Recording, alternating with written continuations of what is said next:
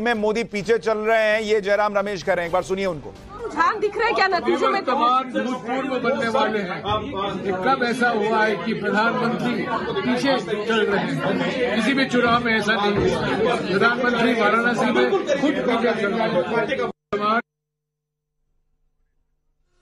हमारे पास जो जानकारी है, वाराणसी में प्रधानमंत्री नरेंद्र मोदी इस वक्त भी आगे चल रहे हैं और स्मृति ईरानी अभी अमेठी में हालांकि पीछे चल रही है। किशोरी लाल 5337 वोट से अभी अमेठी में आगे चल रहे हैं स्मृति ईरानी से। और बहुत सारे हमारे लोगों ने भी, प्रवक्ताओं ने, हमारे जो अलग अलग पार्टियों के प्रवक्ता हैं, उन्होंने कहा, हमारे जो सहयोगी थे जो ग्राउंड पर गए, उन्होंने कहा कि अमेठी में टफ फाइट है और हो सकता है स्मृति ईरानी की जीत का मार्जिन कम हो जाए, लेकिन वो जीत जाए। लेकिन वो होगा या नहीं, अभी आगे पता चलेगा। तहसीन पूनावाला हमारे साथ जुड़ गए हैं।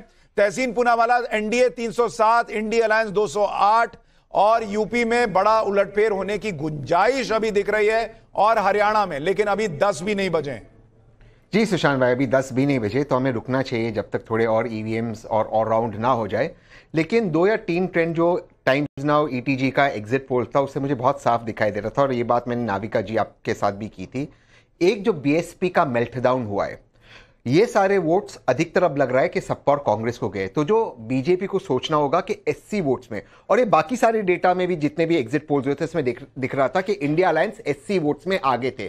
तो बीएसपी का एक बड़ा फैक्टर है, ये वोट्स जो प्रधानमंत्री चाहते थे कि बीजेपी की तरफ आए, ये गए इंडिया अलायंस की तरफ। दूसरा जो कर्नाटका में टर्न अराउंड हुआ, और तीसरा जो मैं लगातार कह रहा था, हरियाणा खट्टर साहब भी हारेंगे। ये जो रूमर्स फैल रहे कि खट्टर साहब राष्ट्रीय अध्यक्ष बनेंगे, ये सारी चीजें कुछ नहीं होने वाली है। हरियाणा में मैंने पर्सनली इतना काम किया है लास्ट 1 हफ्ते में, मैं अभी भी कह रहा हूं, मैं आज टाइम्स नाउ ज्वाइन करने से पहले गुरुग्राम से आ रहा था।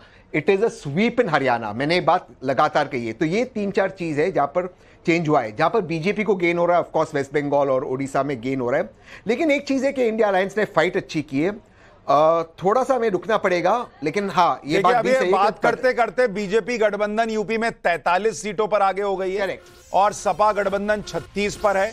बंगाल में बीजेपी फिर 22 सीटों पर आगे हो गई है और टीएमसी 18 पर हो गई है। बिहार में बीजेपी गठबंधन 29 सीटों पर आगे है, आरजेडी गठबंधन 9 सीटों पर आगे है। तो चीजें बहुत बदल रही हैं। कर्नाटक में 17 सीटों पर बीजेपी गठबंधन, 11 पर कांग्रेस पार्टी है।